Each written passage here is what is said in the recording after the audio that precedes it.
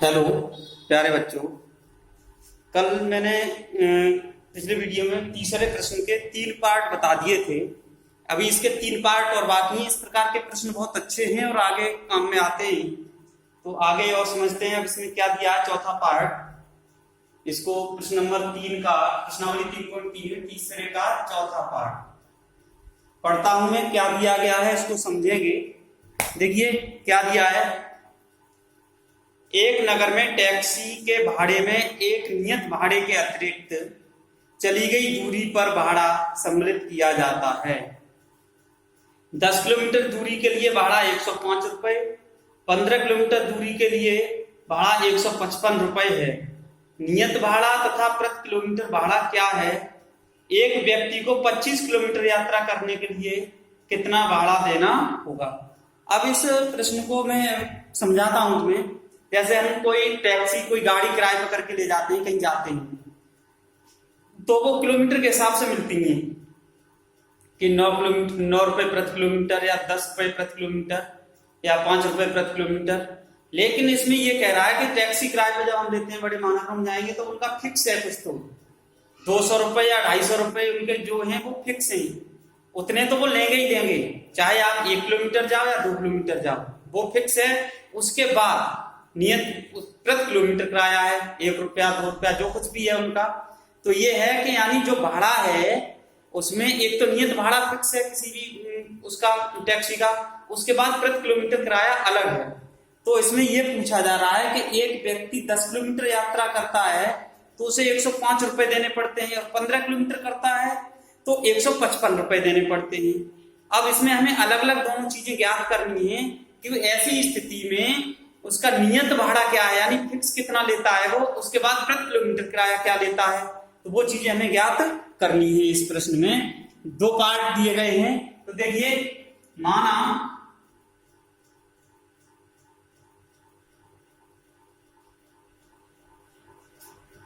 Taxi का नियत भाड़ा, टैक्सी का नियत भाड़ा X रुपए तथा प्रति किलोमीटर किराया अतिरिक्त भी कह सकते हैं यहां पर, अतिरिक्त प्रति किलोमीटर, अतिरिक्त या प्रति किलोमीटर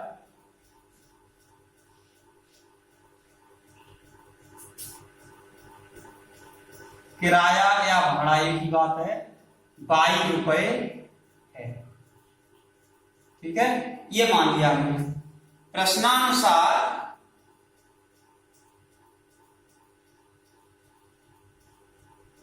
प्रथम शर्त से, प्रथम शर्त से फर्स्ट कंडीशन क्या है इसमें, वो मैं अब आपको बताता हूं। पहली कंडीशन है हमारी कि एक व्यक्ति 10 किलोमीटर की दूरी तय करता है, यानी 10 किलोमीटर टैक्सी ले जाता है तो उसे 105 रुपए देने पड़ते हैं। आप समझ लीजिए उस 10 किलोमीटर में कौन क्या क्या शामिल है 105 रुपए में। प्रति किलोमीटर 10 किलोमीटर का तो किराया, और नियत भाड़ा जो है, तो नियत भाड़ा तो हमारा कितना, नियत जो फिक्स है वो तो उसमें कोई परिवर्तन होना नहीं, X है, प्लस 1 किलोमीटर प्रति किलोमीटर का जो अतिरिक्त किराया है वो हमने लिया 22 रुपए। तो 1 किलोमीटर का 22 रुपए है, तो 10 किलोमीटर का कितना हो गया, 10 22 हो जाएगा। और इन दोनों का मिला के उसने कितना चुकाया, 105 रुपए। इक्वेशन फर्स्ट बन गई। समझ लें, एक जो इक्वेशन मैंने बनाया है उसमें ये कह रहा है 10 किलोमीटर दूरी जाने के लिए उसको 105 रुपए देने पड़ते हैं। उसमें शामिल क्या क्या है 10 किलोमीटर में? एक तो नियत भाड़ा जो टैक्सी का है, फिक्स है, वो तो लेना ही लेना है, तो वो हमने नियत भाड़ा कितना मान लिया, 100 रुपए है, तो वो X फिक्स हो गया। उसके बाद 10 किलोमीटर पे जो प्रति किलोमीटर किराया है 22 रुपए मान लिया हमने, यानी 1 किलोमीटर के 22 रुपए। प्रति किलोमीटर का मतलब है 1 किलोमीटर पे अतिरिक्त 22 रुपए है। ठीक है, तो 1 किलोमीटर का 22 रुपए है, तो 10 किलोमीटर का कितना हो जाएगा, 10 22।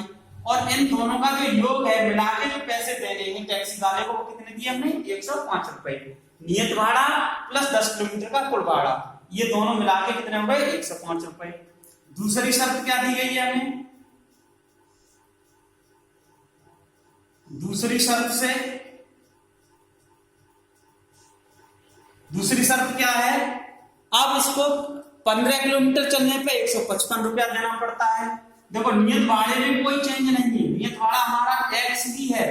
अब कितने चले 15 किलोमीटर, तो 1 किलोमीटर का y रुपया है, तो 15 किलोमीटर का हो गया 15y। ठीक है, अब हमें रुपया देने कितने पड़े 155 रुपए देने पड़े। ये हो गया समीकरण नंबर 2।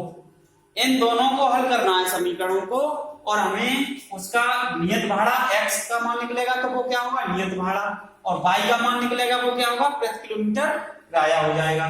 तो देखिए समीकरण 2 से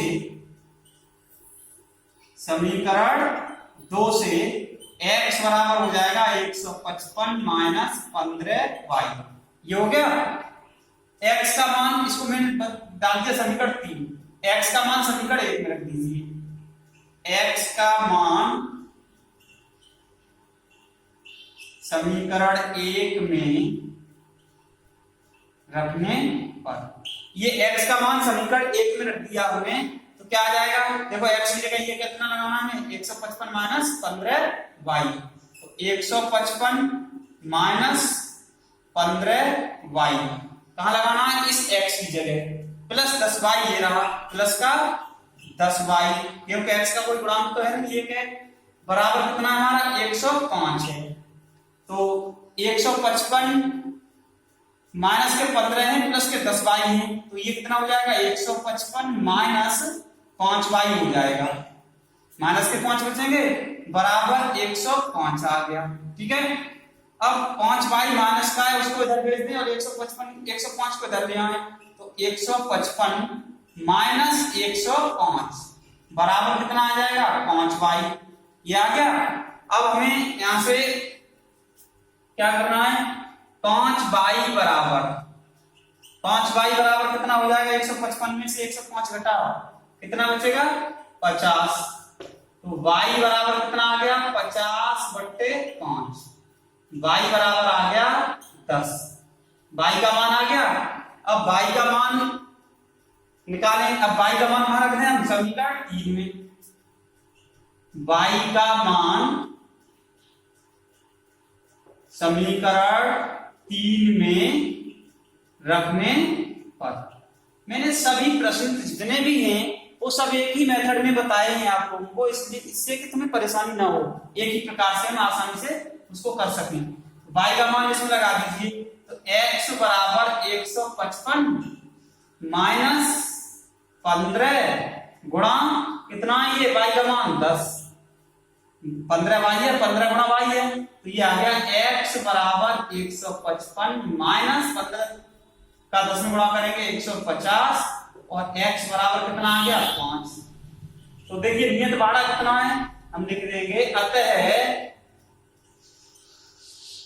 टैक्सी का नियत भाड़ा कितना आया, x का मान, x ही तो माना नियत भाड़ा, x का मान 5 आया, तो भाड़ा कितना हो गया 5 रुपए, तथा प्रति किलोमीटर किराया कितना है उसका, प्रति किलोमीटर किराया कितना है 10 रुपए, प्रति किलोमीटर किराया 10 रुपए। ये यानी टैक्सी का जो नियत भाड़ा है कितना है 5 रुपए तो फिक्स है, उसके बाद प्रति किलोमीटर 10 रुपए लेता है। तो एक पार्ट तो ये हल हो गया हमारा। अब इसमें हमसे दूसरा पार्ट और पूछा गया है, उसे मैं बताता हूं। दूसरा पार्ट हमसे क्या पूछा है, अब ये कह रहा है कि अगर कोई व्यक्ति 25 किलोमीटर यात्रा करे तो उसके लिए कितना भाड़ा देना होगा। अब देखिए इधर बता रहा हूं, इतना पार्ट है, ये इधर है, ठीक है, मजाक ऊंचा हो रहा है। अब देखिए 25 किलोमीटर का एक किराया, 25 किलोमीटर का कुल किराया बराबर कैसे निकालेंगे, जैसे हमने 10 किलोमीटर का किराया कितना दिया था 105 रुपए, और 15 किलोमीटर का कितना दिया था 155 रुपए, उसमें नियत भाड़ा भी शामिल था। तो देखो 25 किलोमीटर जाने के लिए कुल किराया हमें कैसे कैसे निकलेगा, नियत भाड़ा तो होगा ही होगा, वो नियत भाड़ा हो गया प्लस बाई 1 किलोमीटर का कितना है 22 रुपया, तो 25 किलोमीटर का कितना हो गया 25 बाई, यानी 25 किलोमीटर यात्रा करने के लिए टैक्सी वाले को हमें कितना किराया देना है x प्लस 25 बाई। अब हम ये पहले निकाल चुके हैं कि 5 रुपए तो उसका नियत भाड़ा है और 1 किलोमीटर का 10 रुपया लेता है, तो इसमें x और y के मान लगा दीजिए, तो x का मान कितना है 5 प्लस 25 गुणा y का मान कितना है 10, तो कितना हो गया 5 प्लस 250 कितना हो गया 255 रुपए। इतने रुपए हमें अगर कोई व्यक्ति 25 किलोमीटर यात्रा करता है तो उसे कितने रुपए देने पड़ेंगे 255 रुपए और देने पड़ेंगे। तो ये अब ये प्रश्न कंप्लीट हो गया हमारा। अब अगर किसी को कोई प्रॉब्लम है तो मेरा जो पर्सनल व्हाट्सएप नंबर है वो ये है 95 36 67 02 05, ये मेरा व्हाट्सएप नंबर है। इसको अपने फोन में ऐड कर लें और उसके बाद व्हाट्सएप पर मेरे पर्सनल नंबर पे अपना नाम लिख के, सर मैं क्लास 10th बी या 10th सी का विद्यार्थी हूँ, मेरी ये समस्या है, ये चीज मेरी समझ में नहीं आ रही है, तो उसको लिख के उस पर और भेज दें, तो मैं तुमसे कांटेक्ट भी कर सकता हूँ बाई फोन या उस पर दोबारा समझा सकता हूँ। ठीक है, जब तक तुम लोग अपनी प्रॉब्लम शेयर नहीं करोगे तब तक हम लोगों को पता नहीं चलेगा कि हम पढ़ाते रहेंगे। तो जब समझ में नहीं आ रही है कोई चीज तो उसको शेयर करें टीचर्स के साथ, तो वो प्रॉब्लम दूर हो सके। चलिए अब अगला पार्ट देखते हैं इसका।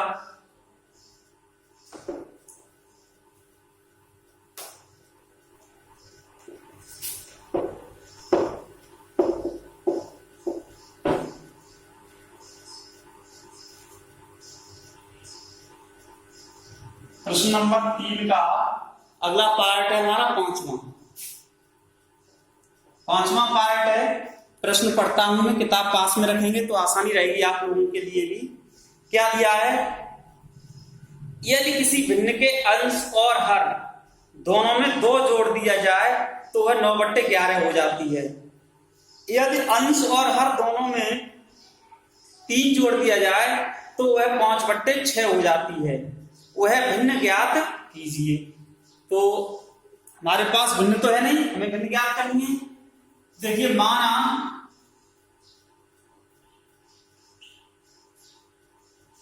भिन्न का अंश, क्योंकि भिन्न अंश बट्टे हर के रूप में होती है, तो अंश अंश x तथा हर y, ये मान लिया हमने, अंश x तथा हर y है, तो भिन्न क्या हो जाएगी, क्यों भाई भिन्न होगी x अपॉन y, ये तो हो जाएगी अंश बट्टे हर, ये होता है अंश x मान लिया, हर y है, तो भिन्न होगी हमारी x अपॉन y। अब प्रश्नानुसार प्रथम शर्त से पहली शर्त क्या दी गई है, यदि किसी भिन्न के अंश और हर में 2 जोड़ दिया जाए, यानी अंश में भी 2 जोड़ दें, यानी x प्लस 2 बट्टे y प्लस 2, अंश और हर में समान संख्या जोड़ दी गई है यानी 2, तो जो भिन्न है वो हो जाती है हमारी कितनी, किसके बराबर हो जाती है 9/11, यानी अंश में 2 जोड़ दें और हर में 2 जोड़ दें तो भिन्न हो गई हमारी 9/11। अब हम इसमें क्या करेंगे कैंची का गुणा, क्रॉस मल्टीप्लिकेशन कर दीजिए, इसका गुणा तो होगा इधर और इसका गुणा इधर, 11 का गुणा यहाँ होगा और 9 का गुणा यहाँ होगा, तो देखिए इधर क्या हो जाएगा 11 गुणा x प्लस 2 बराबर 9 गुणा y प्लस 2, ये हो गया। अब इसका अंदर गुणा कर दें, 11x प्लस 22 बराबर 9y प्लस 18, ये हो गया। अब इन दोनों को हम क्या करें, इधर ही ले आते हैं, तो क्या हो जाएगा, अब ये देखो इधर ले आएंगे तो ये हो जाएगा 11x, इधर इसको लाएंगे तो कितना हो जाएगा हमारा माइनस का 9y, और ये प्लस के 22 है हमारे, 18 को इधर लाएंगे तो माइनस के 18 बराबर 0, हमें समीकरण रूप में बदलना है, तो कितना हो गया ये 11x minus 9y, 11x minus 9y और प्लस के 4 बराबर 0। ये समीकरण नंबर 1 आ गया, पहली शर्त से बन गया समीकरण नंबर 1। अब हमें दूसरी शर्त से, दूसरी शर्त हमें क्या दी गई है भाई? दूसरी शर्त दी गई है यदि अंश और हर में 3 जोड़ दिया जाए, अंश और हर में 3 जोड़ दिया जाए तो भिन्न हमारी कितनी हो जाती है? तो भिन्न हो जाती है 5/6। दूसरी शर्त से क्या हो जाएगा? x + 3 बट्टे y + 3, यानी भिन्न तो यही है हमने मानी है वो, उसी भिन्न के अंश में 3 जोड़ दिया जाए और हर में 3 जोड़ दिया जाए तो ये भिन्न हो जाती है 5/6। ठीक है, किसके बराबर हो जाती है ये? 5/6। तो अब इसमें भी कैंची का गुणा कर दीजिए तो कितना आ जाएगा हमारा? देखो 6 गुणा x + 3, 6 का इधर गुणा होगा x + 3 के साथ, बीच में बराबर का चिन्ह लगाए, 5 गुणा y + 3, ये हो जाएगा बराबर 5 गुणा y + 3। ठीक है, इसका गुणा कर दीजिए, 6x + 18, 6 3 18 हो गया बराबर 5y + 15। इनको सबको इधर ले आइए, 6x माइनस 5y और ये 15 इधर आएंगे, प्लस के तो 18 नहीं है हमारे, माइनस के 15 बराबर में बचेगा 0। जब इन दोनों को इधर ट्रांसफर कर लेते हैं प्लस में या माइनस में तो 0 बचता है, अगर भाग में ले जाते हैं तो 1 बचता है। अब ये कितना हो गया? 6x माइनस 5y, ये कितने बचे? +3 बराबर 0। ये आ गया, इसको डाल दीजिए समीकरण नंबर 2। अब समीकरण 1 और समीकरण 2 को हल करना है। हल कैसे करेंगे? देखो, चाहे हमें x का मान यहां से निकाल लें या यहां से निकाल लें, तो 2 से ही निकाल देता हूं। देखो समीकरण 2 से 6x बराबर, इन दोनों को ट्रांसफर करना है ना उधर, तो 5y तो प्लस का हो गया और 3 माइनस का हो गया। ठीक है, अब x बराबर, अब ये भाग में जाएगा इसके, x बराबर कितना आ गया? 5y माइनस 3/6, ये आ गया। अब इसको डाल दीजिए समीकरण नंबर 3। x का मान समीकरण 1 में लगाना है, x का मान किसमें रखना है? समीकरण 1 में रखने पर। समीकरण 1 में जब हम x का मान लगाएंगे तो देखो 11x है तो 11 इसका गुणांक है, 11 का गुणांक आएगा, ये आएगा x की जगह ये आएगा कितना? 5y माइनस 3/6 ये आएगा, और माइनस के 9y हैं ये यहीं पे रहेंगे और प्लस के 4 हैं ये यहीं पे रहेंगे बराबर 0। ठीक है, सबसे पहले हम क्या करेंगे? इस 11 का गुणा कर लो इसके अंदर, जब 11 का गुणा कर लेंगे तो कितना हो जाएगा? ये 55y माइनस 33/6 और माइनस 9y/1 कर लो, प्लस 4/1 कर लेते हैं और बराबर 0। इधर एलसीएम ले लेते हैं अब हम इसका। देखो एलसीएम ले लेंगे तो क्या आएगा? ये बराबर में तो 0 आना, ये एलसीएम आएगा 6। हल करने के लिए सरल तरीका, अब 6 का 6 में भाग दोगे एक बार तो ये तो पूरा का पूरा 1 का गुणा होगा, यही रहेगा कितना? 55y माइनस 33, 1 का 6 में तो 6 का गुणा होगा यहाँ, माइनस 9×54, 54y हो गया। 1 का यहाँ पर प्लस, ये 6×4 = 24 और ये बराबर 0 है। अब देखो 6 इधर जाएगा, 0 में गुणा होगा इसका, इधर बताता हूं, जब 0 में गुणा होगा तो ये तो 0 हो जाएगा। अब इसको सॉल्व कर लेते हैं, 55y में से 54y घटेगा तो कितना बचेगा? y, और माइनस के 33 हैं प्लस के 24 हैं तो ये कितने बचेंगे? 33 में से 24 प्लस के माइनस के बचेंगे 8 बराबर 0 बचेगा। 0×6, क्योंकि इसका गुणा इधर होगा तो 0 में 6 का गुणा करेंगे, y माइनस 8 y माइनस 8 बराबर 0। तो y बराबर कितना आ गया? 8 आ गया हमारा। y का मान कितना आ गया? 8। अब हम y का मान किस में रखते हैं? समीकरण 3 में। y का मान 3 में रखने पर, जब y का मान 3 में रखेंगे तो x बराबर कितना हो जाएगा? 5 गुणा 8 माइनस 3/6। ठीक है, 5 गुणा 8 माइनस 3/6। तो ये x बराबर आ गया हमारा 8 पंजे 40 माइनस 3/6। x बराबर आ गया 40 में से 3 घटाएंगे तो कितने बचेंगे? 37/6। ये इतना ही रहना है हमारा। देख एक बार मैं चेक कर लूं कहीं मिस्टेक तो नहीं हो रही है।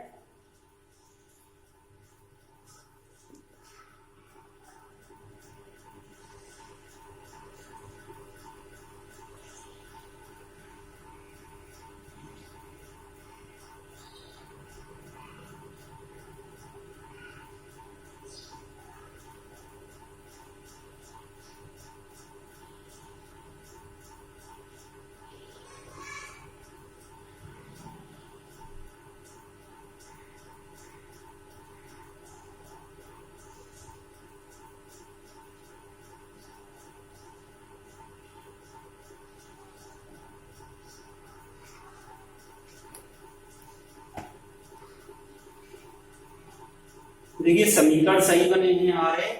हम यहाँ पर देखते हैं समीकरण 2 से हमें 6x बराबर 5y माइनस 3 हो गया, सही है। x बराबर 5y माइनस 3/6। 1 मिनट,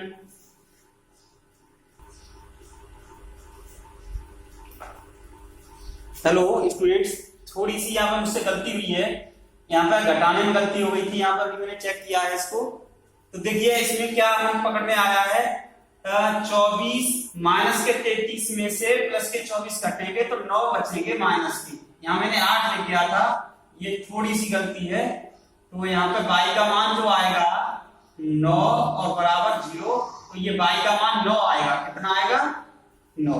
इसको सही कर लें, बाद में देखें y का मान कितना आएगा? 9। y का मान समीकरण 3 में रखेंगे हम, तो 3 में रखेंगे तो 5 गुणा 9 माइनस 3/6, तो 9 पंजे 45 आएगा और 45 में से 3 घटेंगे तो अब हमारे बचेंगे यहाँ पे 42।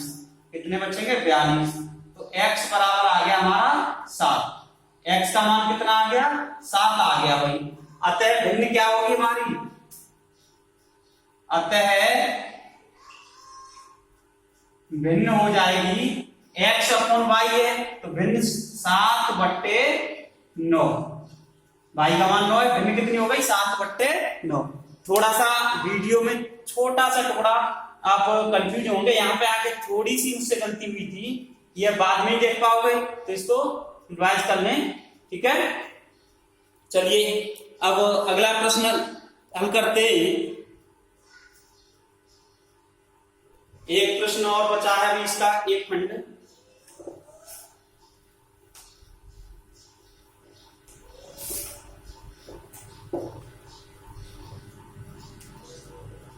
छठा पार्ट है, समझते हैं इसको। क्या किया गया है? 5 वर्ष बाद जैकब की आयु उसके पुत्र की आयु से 3 गुनी हो जाएगी। 5 वर्ष पूर्व जैकब की आयु उसके पुत्र की आयु की 7 गुनी थी। उनकी वर्तमान आयु क्या है? इस प्रकार के प्रश्न हम कर चुके हैं। तो देखिए सबसे पहले इस प्रकार के जो प्रश्न दिए जाते हैं उसमें हम वर्तमान आयु मान लेते हैं। माना जैकब की वर्तमान आयु, जैकब की वर्तमान आयु, जैकब की वर्तमान आयु x वर्ष तथा पुत्र की वर्तमान आयु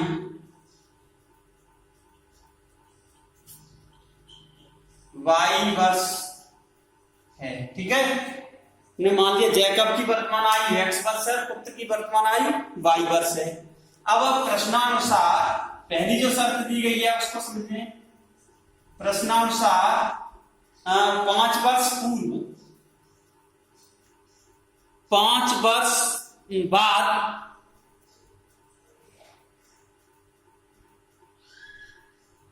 5 वर्ष बाद जैकब की आयु कितनी होगी? 5 वर्ष बाद जैकब की आयु कितनी हो जाएगी भाई? 5 वर्ष बाद जैकब की आयु, जैसे कोई आज मान लो 6 साल का है तो 5 साल बाद कितने का हो जाएगा? 11 का। तो ऐसे ही वर्तमान में जैकब कितना है? x वर्ष का, तो 5 साल बाद उसकी आयु कितनी हो जाएगी?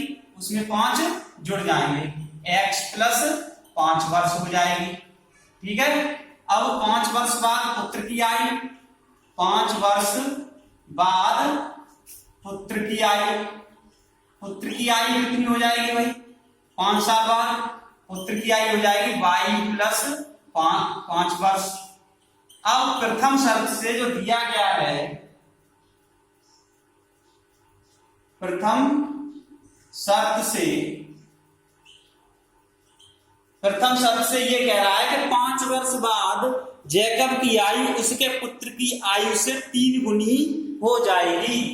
अब किसकी आयु? जैकब की आयु 5 साल बाद पुत्र की आयु भी 3 गुनी हो जाएगी।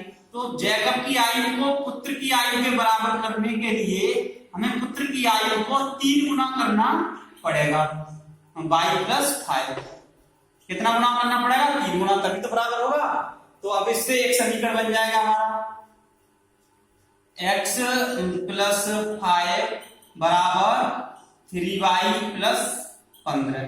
इन दोनों को इधर ले आओ तो क्या हो जाएगा ये, या 3y को उधर ले आए, 5 को उधर भेज देते हैं। तो x माइनस 3y बराबर 15 माइनस का 5, 3y इधर आएगा तो माइनस का 5 इधर जाएगा तो वो माइनस का हो गया। तो x माइनस 3y बराबर हो गया हमारा 10। इसको समीकरण 1 डाल दीजिए। अब पुनः 5 वर्ष, अब ये कह रहा है कि 5 वर्ष पूर्व जैकब की आयु पुत्र की आयु की 7 गुनी थी। अब पुनः 5 वर्ष पूर्व जैकब की आयु कितनी होगी? जैकब की आयु कितनी हो जाएगी? x माइनस 5 वर्ष।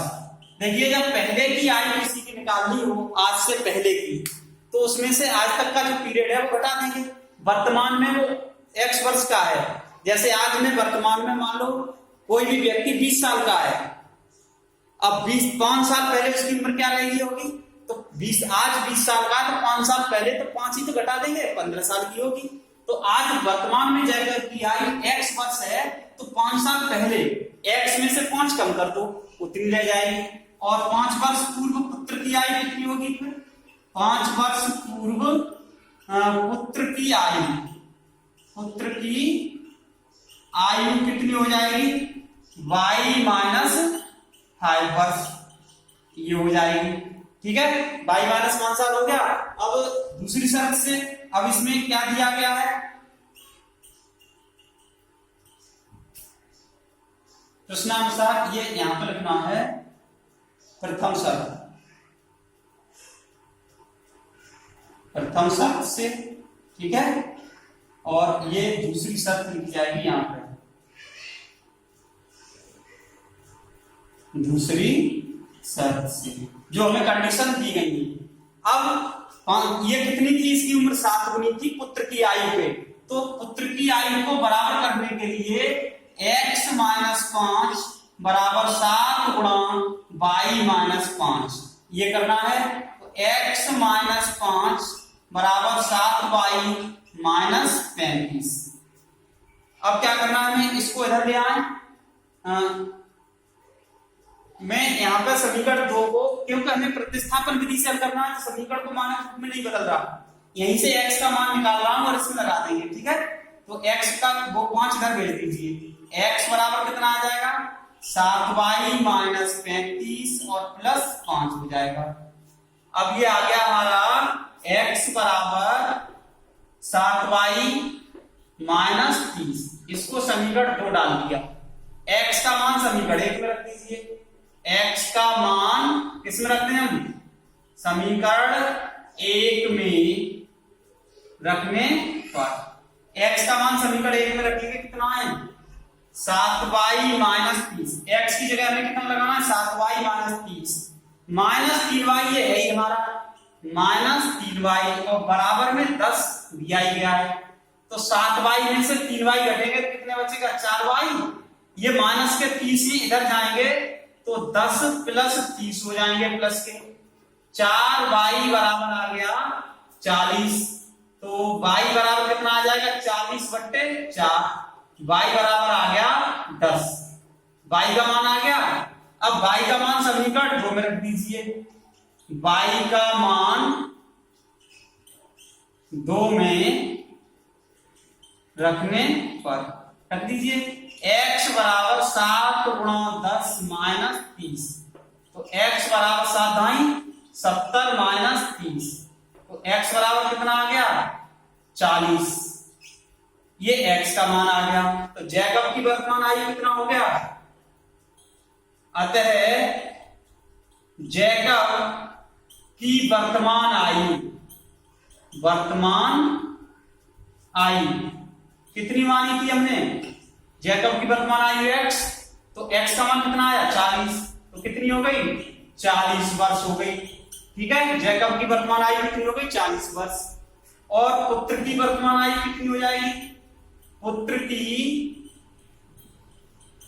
वर्तमान आयु हो गई कितनी, 10।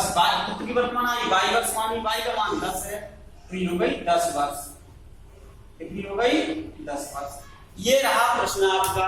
तो इसमें अगर किसी को और कुछ पूछना हो तो कमेंट में पूछ सकते हैं। एक बार और समझा रहा हूं इसको, जो शर्त हमें दी गई है उनके अनुसार हमने समीकरण बनाए, समीकरण बनाने के बाद समीकरण को हल कर दिया और मान निकाल लिए। तो ये आज के लिए ये फिनिश होता है आपका चैप्टर, और सॉरी ये टॉपिक प्रतिस्थापन विधि खत्म हो गई। अगली विधि बताऊंगा कल, विलोपन विधि। धन्यवाद।